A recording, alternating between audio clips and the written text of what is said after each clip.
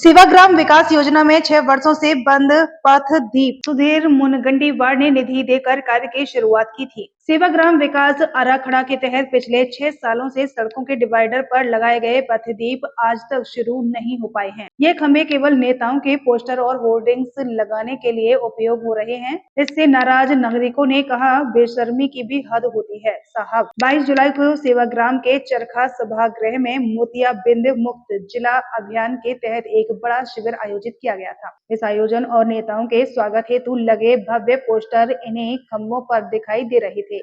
कांग्रेस शासनकाल में पूर्व पालक मंत्री राजेंद्र मूलक ने गांधी फॉर टुमारो नामक संकल्पना रखी थी, जिसमें सेवाग्राम आश्रम और उनके आसपास का विकास प्रस्तावित था। लेकिन सत्ता परिवर्तन के बाद भाजपा सरकार ने इस योजना का नाम बदलकर सेवाग्राम विकास आराखड़ा रखा और पूर्व पालक मंत्री सुधीर मुनगंटीवार ने इस पर भरपूर निधि प्रदान की। इस योजना में केवल सेवाग्राम ही नहीं बल्कि वन्नार और वरुड़ जैसे गांवों को भी शामिल किया गया है, लेकिन कई कार्य फंड की कमी के कारण अधर में लटक गए हैं।